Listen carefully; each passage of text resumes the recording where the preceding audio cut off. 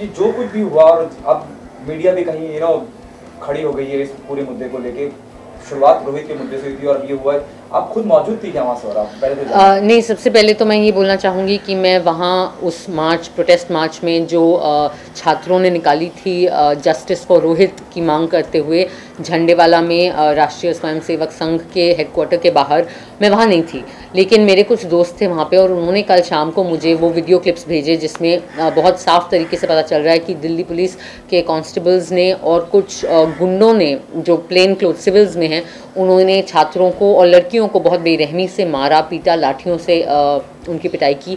तो मैंने जब ये वीडियो देखा मैं बहुत ही मतलब मैं दंग रह गई, मैं बहुत शॉक थी। और सबसे पहले तो मुझे बहुत डर लगा क्योंकि मुझे याद आया कि 5 साल पहले तक मैं भी उस सड़क पे हो सकती थी और मैं भी पिट रही हो सकती थी पुलिस के हाथों।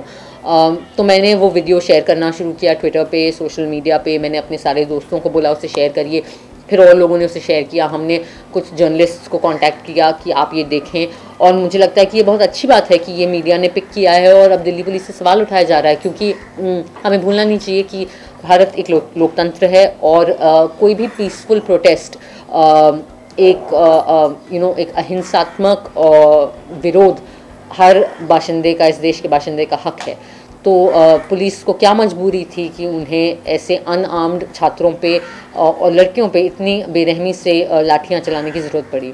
ओके, कल से खुद वहाँ मौजूद थे और उनके बावजूद ये होना, और कहीं ना कहीं केंद्र सरकार और स्टेट सरकार की अगर मैं स्टेट गवर्नमेंट की बात करूँ, अरविंद केजरीवाल की सरकार की बात करूँ, उनमें तनातनी चलती आई है दिल्ली पुलिस को भी लेके। तो कहीं उस बात का प्रेशर मानती हैं आप कि उनके अधीन नहीं है दिल्ली पुलिस, और क्योंकि वहाँ पे कुछ ऐसे भी छात्र थे जो कहीं आपसे ताल्लुक रखते थे, या कहीं राजनीतिक दखल भी था? मुझे समझ नहीं आता कि तो क्या हो गया अगर वहाँ पे, अब तो मुझे नहीं पता कि वहाँ पे ये कंजेक्चर है, मुझे नहीं पता कि वहाँ पे आपके वर्कर्स थे या आपके छात्र थे, लेकिन हर यंग पर्सन जिसका एक दिमाग होता है वो किसी ना किसी पॉलिटिक्स का होता है। आखिरकार हम सब वोट देते हैं और हम सब किसी पॉलिटिकल पार्टी को ही वोट देते हैं, और हम इसलिए वोट देते हैं क्योंकि हम एक लोकतंत्र हैं और हमें अपनी सरकार बनानी होती है। तो जब हमने सरकार चुनी है, एक लोकतांत्रिक सरकार चुनी है, तो इसमें क्या बुरा है कि हम उस सरकार से सवाल पूछें? तो इवन अगर वहाँ पे आपके लोग मौजूद थे या दूसरे राजनीतिक दलों से छात्र मौजूद थे, तो इसका ये मतलब तो नहीं है कि आप उनकी पिटाई कर देंगे। वो कोई कानून नहीं तोड़ रहे हैं, वो वहाँ पे एक अहिंसात्मक विरोध कर रहे हैं जो कि आपके ही संविधान के मतलब तहत उनको वो हक मिला है इस देश का नागरिक होने के वजह से। तो इसमें क्या बुरा हो गया? तो मुझे समझ ही नहीं आ रहा कि पुलिस ने किस कारणवश इतना ड्रकोनियन जिसे कहते हैं और इतना एक्सट्रीम एक्शन लिया। आखिरकार दिल्ली पुलिस का वो है ना टैगलाइन कि with you for you always. Delhi police का काम है कि वो दिल्ली की सड़कों पे दिल्ली के नागरिकों को महफूज रखे और स्पेशली औरतों को महफूज रखे। तो अगर दिल्ली पुलिस ही मतलब लोगों और आम आदमी को और पब्लिक को मारने लगेगी तो फिर हम किसके पास जाएंगे? ओके, मोदी जी के आने के बाद बहुत बड़ी उम्मीदें जगी थी, बदलाव आएगा, चेंज आएगा, केंद्र में वो खुद बैठे हुए हैं और दिल्ली पुलिस इस तरह का बर्ताव करती है, खास करके महिलाओं के साथ, जिस बेदर्दी से, जिस बेरहमी से वो मार रहे हैं, पीट रहे हैं महिलाओं को, उस बारे में क्या कहना चाहेंगे कि बदलाव? और एक बात और सौरा, आप हमेशा से सॉफ्ट टारगेट रही हैं, जब भी आप कोई आवाज बुलंद करती हैं आपके खिलाफ भी बहुत कुछ होता है और आप लेकिन करती हैं जैसे आप कर रही हैं। जी, आप खुद यहाँ मैं बहुत ढीठ हूँ, मैं बाज नहीं आती, अब मैं क्या बोलूँ अपने बारे में।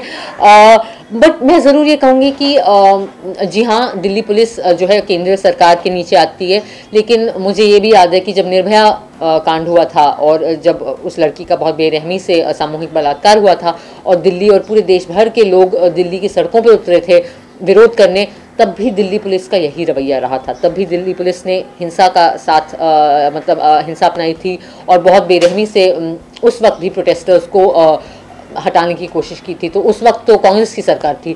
तो मुझे लगता है कि हम मतलब डेफिनेटली हम ये सवाल होम मिनिस्ट्री से भी पूछना चाहेंगे और उनसे दरख्वास्त करेंगे कि आप इस मामले में तहकीकात करें और हमें कुछ जवाब दें।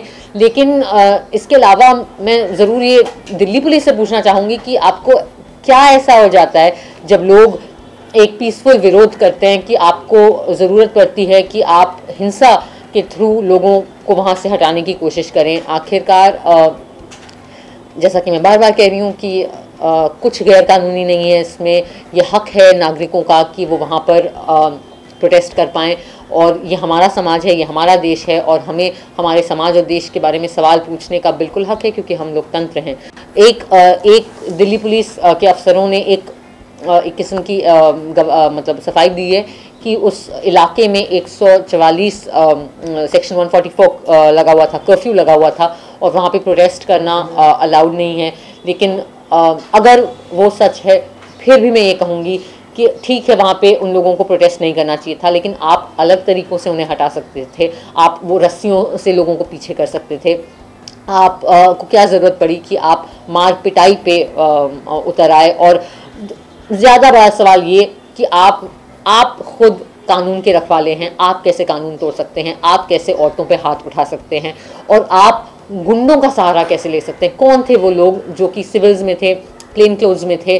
जब पुलिस वालों से पूछा गया, वहाँ पे डीसीपी कलसी साहब खुद थे, उन्होंने कहा कि मैंने देखा ही नहीं। ये पता नहीं कैसे हो सकता है, क्योंकि उनकी नज़रों के सामने हो रहा था। और उन्होंने कहा कि नहीं, वो पुलिस के लोग नहीं थे। अगर वो पुलिस के लोग नहीं थे तो वो वहाँ क्या कर रहे थे, और आप उन्हें रोक क्यों नहीं रहे थे? तो फिर कई सारे सवाल आएंगे ना कि क्या ये प्रॉब्लम थी कि वो आरएसएस के सामने हो रहा था, और इसलिए आपने उस प्रोटेस्ट को इतनी बेरहमी से रोकने की ज़रूरत समझी? तो मुझे लगता है कि दिल्ली पुलिस की जिम्मेदारी है कि वो हमें जवाब दें, और वो जो गुंडे थे उनको उनके खिलाफ कार्यवाही हो, और वो जो हवलदार थे, वो जो कांस्टेबल्स थे जिन्होंने लड़कियों को मारा स्पेशली, और स्टूडेंट्स को मारा, कि उनके खिलाफ भी कार्यवाही होनी चाहिए। ओके, इसके बाद आपने शुरुआत तो करी दी है, यहाँ मीडिया से आप इंटरेक्शन कर रही हैं, ट्विटर पे हैं आप, हर सोशल माध्यम से आप लोगों तक बात पहुँचा रही हैं, और आपने शुरुआत कर दी है।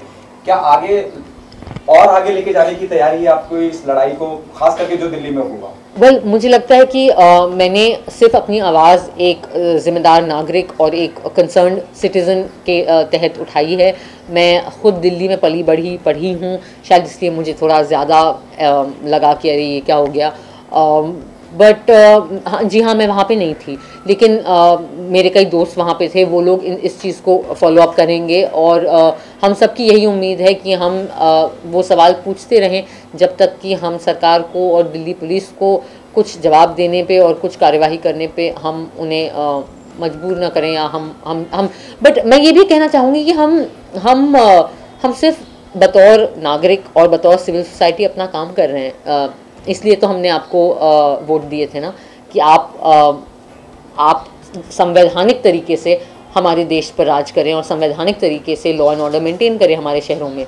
तो अगर आप संविधान को भूल जाएंगे और आप गैर संवैधानिक कार्यवाही करना शुरू करेंगे, तो वोटर होने के नाते हमारी जिम्मेदारी है कि हम आपको याद दिलाएं कि संविधान में क्या लिखा था। ओके, आखिरी सवाल आपसे, आप खुद यहाँ मुंबई में अकेली रहती हैं सोरा, और पहले भी ये बताने के लिए शुक्रिया लोगों को कि मैं अकेले रहती हूँ, ताकि वो आके मुझ पे लाठियां मारे जल्दी। नहीं, आपको डर नहीं लगता? और आप इतनी बेबाकी से हर बात रखती हैं बहुत शुरू से, और उसको लेके विवाद भी होते रहे हैं, खिलाफत भी होती रही है आपकी, लेकिन आपको जो कहना है, जो आपको सही लगता है कि हाँ ये सही है या हक की बात है या मुझे कहनी चाहिए, लोगों तक पहुँचनी चाहिए जी, डर नहीं लगता कहीं इतनी बेबाकी का? और अब आप मुझे डरा रहे हो तो अब मुझे शायद थोड़ा डर लगेगा, लेकिन मैंने कभी ये नहीं समझा कि मैं कुछ गलत काम कर रही हूँ। मैंने हमेशा यही समझा कि हमारे देश में हमारे संविधान ने हमें जो हक दिए हैं उसी के तहत मैं अपनी ज़िंदगी जी रही हूँ। मैं एक बहुत ही मतलब मैं एक प्राउड इंडियन हूँ। मुझे अपने देश से, अपने शहरों से बहुत प्यार है।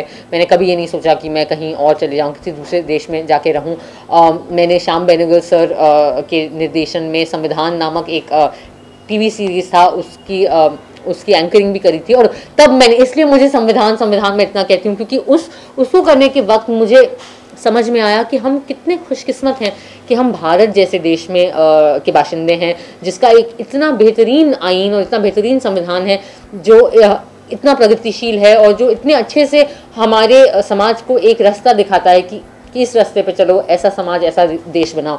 तो हाँ, शायद मुझे बहुत ख़राब लगता है जब मैं आसपास समाज में देखती हूँ ऐसी चीज़ें जो इतनी दुखदायक हैं और गैर संवैधानिक हैं, और मुझे लगता है एक पढ़े लिखे नागरिक और एक जागरूक नागरिक होने के नाते ये मेरी जिम्मेदारी है कि मैं हमारे सरकार से और हमारे इंस्टीट्यूशन से सवाल उठाते रहूं, क्योंकि मैं हर साल वोट देती हूं, मतलब हर 5 साल। लास्ट 2 सवाल आप इतनी दुबली कैसे हो रही हैं? दूसरा, प्रेम रतन धन पायो के बाद क्या हुआ, देख ना पाए? आपका पहला सवाल कि मैं मतलब अब मैं क्या बोलूं कि ये वो विडंबना और ये वो कहते हैं आयरनी है कि मैंने इतनी डाइटिंग करी और इतनी एक्सरसाइज करी, लेकिन फाइनली सारा वेट मैंने जॉन्डिस के थ्रू लूज़ किया, मुझे पीलिया हो गया और तब मैं पतली हुई। बट आई होप मैं ये मेंटेन कर पाऊँ। और दूसरा कि प्रेम रतन धन पायो जो मेरी आखिरी रिलीज़ थी, उसके बाद अब मेरी अगली रिलीज़ है नील बटे सन्नाटा, अप्रैल 22 को।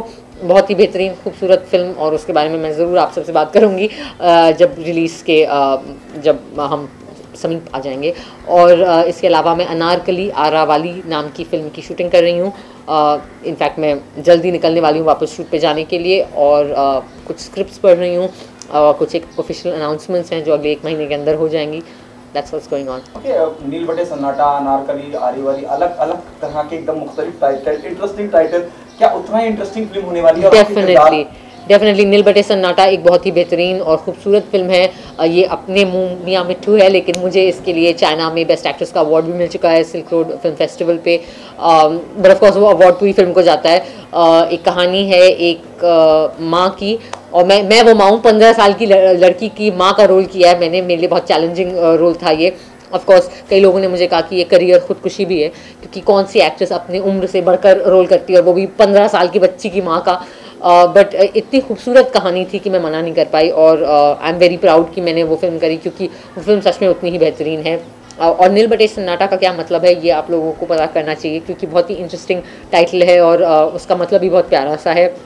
अनारकली आरावाली एक ऑर्केस्ट्रा पार्टी की गायिका की कहानी है जो बड़े ही क्या बोलें अब डबल मीनिंग के गाने गाती है गाँव और बिहार में, गाँव में और छोटे छोटे कस्बों में। और उसकी ज़िंदगी में एक ऐसा वाक़या होता है जिससे उसकी पूरी ज़िंदगी पलट जाती है। तो एक बहुत ही खूबसूरत ये भी कहानी, और औरतों के मुद्दों को बिल्कुल सेंटर में रखती हुई, और एक ऐसी दुनिया जो हमने बॉलीवुड में देखी नहीं है, कि नौटंकी और ऑर्केस्ट्रा पार्टीज़ की दुनिया। Thank you so much.